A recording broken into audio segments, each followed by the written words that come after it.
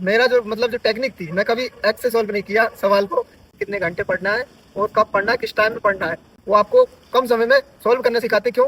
क्योंकि पैटर्न ही ऐसा एग्जाम का। मैंने बुक पढ़ी है लूसेंट, बहुत अथाह ज्ञान है लूसेंट में। शुरुआत में मेरे को ये तक करना पड़ा कि जो टेक्निक बताई सर ने वो याद तक करनी पड़ी। वैसे वनडे एग्जाम के लिए मेरे हिसाब से नोट्स की जरूरत नहीं है। ये चीज आप देख रहे हैं ना, इससे आपको ना कोचिंग की जरूरत पड़ेगी, ना किसी कोच की जरूरत पड़ेगी, ना टीचर की जरूरत। जय हिंद साथियों, स्वागत है आप लोगों का एक और नई वीडियो में।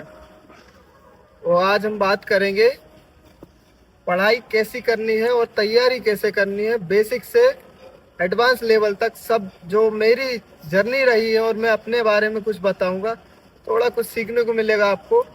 तो आप लोगों ने बहुत मैसेज किए, डीएम किए इंस्टा पर, तो मैं मतलब उनसे प्रेरित होकर मान सकते हैं कि मैं ये वीडियो बना रहा हूँ और आपको जानकारी देने की कोशिश कर रहा हूँ। तो ये भैया है अपने बड़े भैया अभिषेक भैया, इनका भी चैनल है। इनको आइडिया है थोड़ा इंटरव्यू लेने का, तो ये मेरा इंटरव्यू लेंगे और सारा कुछ बताएंगे कि किस तरीके से अपन तैयारी करेंगे और क्या करना है क्या नहीं करना है। ठीक है। जय हिंद और नमस्कार दोस्तों सभी को। ठीक है, और बाकी है ना मेरे क्वेश्चन के थ्रू बस उद्देश्य इतना है इस वीडियो को बनाने का कि हमारे क्वेश्चन के थ्रू आपके क्वेश्चन जो हैं क्लियर हो जाएं। जो आप पर्सनल मैसेज कर रहे हो, कॉल करते हो, ठीक है, इंस्टा पे मैसेज करते हो, ठीक है, कहीं ना कहीं आपके सारे डाउट्स आपके क्लियर हो जाए। ठीक है, हमने कहीं ना कहीं एनी भाई हमारे साथ है, ठीक है, आप इनको देखते हो डेली और बहुत अच्छा इन्फॉर्मेशन देते हैं, बहुत अच्छी वीडियोस बनाते हैं। आप इंस्टा पे भी देखते हो, यूट्यूब पे भी देखते हो, और कहीं ना कहीं उद्देश्य इतना है कि आप लोगों की हेल्प हो सके। ठीक है, आप लोगों को हमारे जितना मेहनत आपको ना करना पड़े, आप आसानी से आप जॉब ले सको। ठीक है, हम क्वेश्चन लेंगे वही जो आप पूछना चाहते हो, आप जो डाउट क्लियर करना चाहते हो, और वो हम पूछेंगे एनी से। ठीक है, क्योंकि है ना वो बहुत अच्छे से बता सकें। ठीक है, कहीं ना कहीं वो बता भी पाएंगे क्योंकि उन्होंने एक्सपीरियंस किया है हर चीज़। ठीक है, एग्जाम की तैयारी भी एक नीचे स्तर से की है और फिर एग्जाम निकाले। ठीक है, और कहीं ना कहीं फिजिकल की तैयारी की। अब सबसे पहले हम जाएंगे एनी के पास ही। ठीक है, क्योंकि मेरे को एनी ने बताया कहीं ना कहीं मेरे को क्वेश्चन करना है आपको। ठीक है, कि मैंने कैसे पढ़ाई करी, या फिर कहीं ना कहीं मैं भी पूछता हूँ इनसे बार बार। ठीक है, तो हम जाएंगे सबसे पहले एग्जाम पे ही। ठीक है, कि क्योंकि आपके क्वेश्चन यही ज्यादा आ रहा है कि आप है ना न्यू स्टूडेंट जो है वो कैसे तैयारी कर सकते हैं प्री कांस्टेबल की या फिर कंपटीशन की। चलिए दोस्तों, हम जानते हैं एनी की जर्नी के बारे में कि इतनी कम उम्र में इन्होंने कैसे जॉब हासिल करी और कैसे एग्जाम की तैयारी करी और कैसे फिजिकल की। ठीक है, चलिए चलते हम एनी के पास। तो देखो, सबसे पहले एक चीज बताऊंगा, मैं ये वीडियो ज्यादा लंबी नहीं बनाऊंगा मैं, क्योंकि आप लोग स्किप करते हैं और हम भी देखते हैं किसी की वीडियो तो हम भी स्किप कर देते हैं, ज्यादा लंबी होती है वीडियो। तो सटीक जानकारी देंगे, कम शब्दों में देंगे और कम समय में, ना आपका समय खराब हो ना हमारा समय खराब हो। तो जर्नी के बारे में पूछा है भैया ने, जर्नी के बारे में बताता हूँ। मेरी कुछ ज्यादा लंबी जर्नी नहीं रही है। जैसा कम उम्र में ली है मैंने नौकरी, तो किस तरीके मैंने फेलियर नहीं देखा है। ये चीज मैं खुद बोल रहा हूँ कि मुझे नहीं पता कि फेलियर कैसा होता है। मैंने एक बार में ही नौकरी ली है, फर्स्ट अटेम्प्ट में क्लियर करा है। एमपी पुलिस 2023 में मेरा सिलेक्शन हुआ है और अभी हमारी ट्रेनिंग चल रही है। मैं बताता हूँ कैसे तैयारी की है। जब शुरुआत में, जैसे पूरा स्टार्टिंग से ही बता देता हूँ कि मैं क्यों तैयारी करी मैंने और कैसे जॉब लग गई मेरी। पहले मैं एथलीट था, ग्राउंड जाता था, मेहनत करता था और इवेंट खेलता था। 100-200 मीटर मेरा इवेंट रहता था, वो चीज करता था। मेरे को हुआ था सिन पेन, सबसे पहला वही मैंने फेस किया है। उसके बाद फिर धीरे धीरे मैंने ग्राउंड पे और सबको देखा कि हो रहा है सबको, तो मेरे शूज की वजह से वो सिन पेन हुआ था। उसकी वजह से मैंने ग्राउंड छोड़ दिया। जब ग्राउंड छोड़ा, घर पे रहे, तो मम्मी बोली कि लाइब्रेरी चले आओ, पढ़ाई करो। वहाँ जाके थोड़ा पढ़ाई करे, देखे अगल बगल का माहौल कैसा है, उनसे सीखे कहाँ से पढ़ना है क्या पढ़ना है, वो सीख के थोड़ा प्रिपरेशन करके। और मेरा मतलब ये था कि बेस बहुत ज़्यादा अच्छा नहीं था, क्योंकि 10th के बाद मेरी मैथ छूट चुकी थी, जो कि मेरा एग्रीकल्चर सब्जेक्ट था। तो मैंने 10th के बाद मैथ पढ़ी ही नहीं, और लगभग सेकेंड ईयर में मैंने तैयारी स्टार्ट करी थी। तो मैंने कम से कम 19 के समथिंग होगी मेरी एज, तब मैंने एग्ज़ाम दिया था और देन फिजिकल की तैयारी करी थी। तो प्रिपरेशन ऐसे करी थी कि जैसे मैथ बहुत ज़्यादा टाइम दिया था मैंने, और मैथ ने मेरे से टाइम लिया था उतना कि उसको क्लियर करने में मेरे को बहुत ज़्यादा टाइम लग गया था। अब देख, ये बात आती है कि बेस बहुत मेन रहता है इस चीज़ में, पढ़ाई में। बेस अगर तुम्हारा क्लियर है, अच्छा है, फाउंडेशन अगर अच्छा है तुम्हारा, बिल्डिंग आसानी से खड़ी हो जाती है और वो बिल्डिंग बहुत मजबूत होती है। इस पर छोटी सी स्टोरी सुनाता हूँ, थोड़ा समझ आएगा आपको।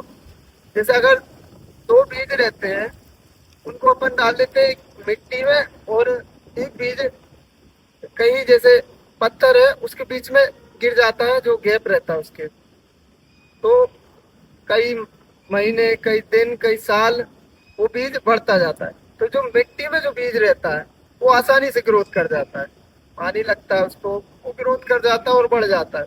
लेकिन जो पत्थर में गिरा बीज था, बीच में गिरा था, वो टाइम लेता है। वो क्या करता है, वो अंदर ही अंदर फैलता जाता है। वो किसी को पता नहीं रहता कि वो क्या कर रहा है, वो बस अंदर ही अंदर फैलता जाता है, और साल दर साल वो बीज पेड़ बन के निकलता है, और वो बहुत मजबूत पेड़ होता है। तो एक बार आंधी आती है, तो जो आसानी से जो मिट्टी में लगा पेड़ था उसको खत्म कर देती, नष्ट कर देती। लेकिन जो पत्थर में लगा पेड़ था वो टिका रहता है, उसको जरा सी खरोच भी नहीं आती। क्यों नहीं आती? क्योंकि उसका बेस मजबूत है। समझ रहे हैं आप? तो ये चीज आती है कि बेस कितना जरूरी होता है। बेस हर एग्जाम के लिए जरूरी होता है। जरूरी नहीं है कि आप एमपी पुलिस के लिए करें, हर डिफेंस एग्जाम, किसी भी एसएससी जो भी कर रहे हो आप, उसमें जरूरी है बेस। ये बेस की चीज बता दी आपको मैंने। अब आगे पूछते हैं भैया। हाँ, चलिए अब हम सबसे पहले थोड़ा सा आएंगे कि एग्जाम की जो तैयारी है कि कैसे करना है और इन्होंने कैसे सब्जेक्ट को प्रिपरेशन किया था। ठीक है, सबसे पहले मैं जाऊंगा मैथ्स पे। तो यानी आपने ना मैथ्स को कैसे स्टार्ट किया था, क्या किया था सबसे पहले और क्या करना चाहिए स्टूडेंट्स को? देखो, मैथ मेरी पहले बताया मैंने, वीक थी बहुत ज्यादा। तो मैथ मैंने एकदम ऐसे जैसे बच्चा पढ़ता है ना अपना 7th 8th क्लास का, ऐसे मैंने तैयारी करी मैथ की। और मेरा जो मतलब जो टेक्निक थी, मैं कभी एक्स से सॉल्व नहीं किया सवाल को, जो कि बहुत ज्यादा प्रॉब्लम देता है। एक्स, अगर एक्स मतलब एक बेसिक है, अगर आप कहीं सवाल में फंस रहे हो तो आप एक्स मेथड से करके उस सवाल को ले जा सकते हो। और एक्स मेथड हमेशा टाइम लेता है। आपने देखा होगा एसएससी के जो टीचर हैं जितने भी, वो आपको कम समय में सॉल्व करना सिखाते। क्यों? क्योंकि पैटर्न ही ऐसा है एग्जाम का। उस हिसाब से भी बता रहा हूँ मैं कि आपको एक्स पर ज्यादा ध्यान नहीं देना है। जैसे आप एडवांस लेवल की मैथ पढ़ेंगे, एडवांस में उसमें एक्स का मतलब फॉर्मूले वाइज जो मैथ रहती है, उसमें जरूरत होती है फॉर्मूले की।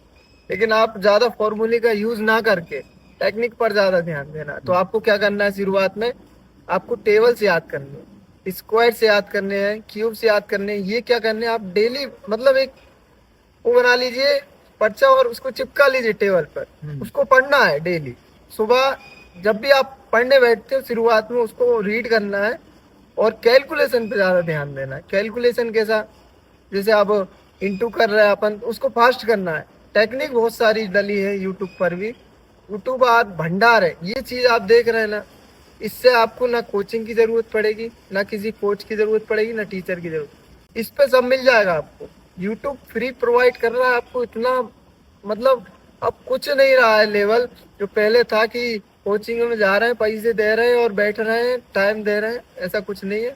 इससे पढ़िए और रिवीजन करिए और सब हो जाएगा। प्रैक्टिस करना है मैथ की, बता दिया आपको। टॉपिक वाइज शुरुआत से परसेंटेज से पढ़ना है। परसेंटेज पढ़ा आपने, उसके अब क्या होता है, कई लोग बोलते हैं किताब से पढ़ने। किताब से क्या होता है, आप बहुत भटक जाएंगे। किताब मैंने यूज नहीं करी है, मैं बताता हूँ आपको किताब क्यों नहीं करी मैंने क्लास ली। शुरुआत में मेरे को ये तक करना पड़ा कि जो टेक्निक बताई सर ने वो याद तक करनी पड़ी, समझनी नहीं पड़ी, याद करी है मैंने। उससे आपको याद करना पड़े तो याद भी करो। ठीक है, अब हो गया अपना, क्लास हो गई। उसके बाद क्या करना है, क्लास में जो प्रैक्टिस के लिए पीडीएफ देते हैं, सर ही देंगे वो आपको, वो पीडीएफ से प्रैक्टिस कर लो। और इससे बेनिफिट क्या रहेगा, बुक आप हर कहीं नहीं ले जा सकते, हर जगह नहीं ले जा सकते। आप कुछ भी कर रहे हो, मोबाइल है आपके हाथ में, तो आप उससे प्रैक्टिस कर सकते हो। ठीक है, ये चीज क्लियर हो जानी चाहिए मैथ की। और जो भी फिर क्यूरी होगी आप तो पूछ लेना, है ना। अब नेक्स्ट आते हैं। ठीक है, और बाकी है ना, आप थोड़ा सा यूट्यूब पे कौन से टीचर आप सजेस्ट करोगे जो अच्छे टीचर हैं? यूट्यूब पर देखो, बेस के लिए तो मैंने जो विनर्स इंस्टीट्यूट है इंदौर, आदित्य पटेल सर से मैंने बेसिक क्लियर करा था। और जो टेक्निक मैंने बता रहा हूँ आपको, वो टेक्निक भी सीखी थी मैंने उनसे।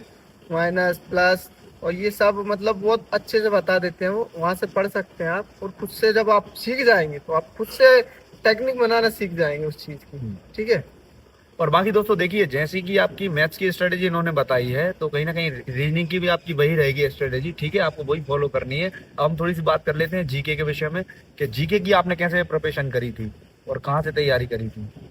जीके देखो, मैंने जीके पे ज्यादा ध्यान नहीं दिया, क्योंकि और ना मैंने बुक पढ़ी है। लूसेंट बहुत अथाह ज्ञान है लूसेंट में, अगर लूसेंट के पीछे घूमोगे तो मतलब बेस मैं बता रहा हूँ, जैसे आप फ्रेशर है तो अगर लूसेंट पढ़ा तो आपका दिमाग घूम जाएगा, इतना परेशान हो जाएंगे कि उसकी लैंग्वेज समझ नहीं आती। ना मुझे इतना, हो सकता है आप लोगों को भी ना आए या आ जाए, क्योंकि कई लोग वो बैकग्राउंड जो सब्जेक्ट रहता है उससे इफेक्ट पड़ता है। मेरा नहीं था, एग्रीकल्चर था, तो मेरे को बायो में समस्या नहीं आई और चीज़ों में समस्या नहीं आई, लेकिन यहाँ आई थी मेरे को हिस्ट्री, पॉलिटी, जियोग्राफी, ये सब मेरे को बहुत दिक्कत देते थे।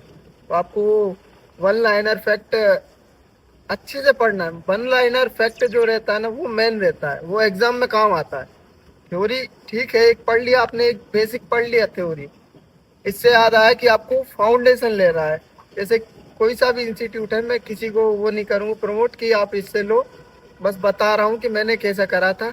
आपको फाउंडेशन बैच लेना है, उससे अपना जो अपना फाउंडेशन बनाना है, अपना बेसिक क्लियर करना है, वो तैयार करके फिर आपको कोई कई लोग नोट्स बनाते हैं। वैसे वनडे एग्जाम के लिए मेरे हिसाब से नोट्स की जरूरत नहीं है, आपको लगता है तो आप रिवीजन के लिए बना सकते हैं, क्योंकि अगर आप वीडियो से पढ़ते हैं तो वो चीज़ें बार बार आपके सामने आती हैं, नोट्स की ज़रूरत नहीं पड़ती। मैंने नहीं बनाया आज तक कोई नोट, तो आप ये कर सकते हैं। और जैसे मैं बता रहा था, वन लाइनर फैक्ट, उसको पढ़िए और वीडियो से उसको रिवीजन करिए, इतना इनफ होता है बस।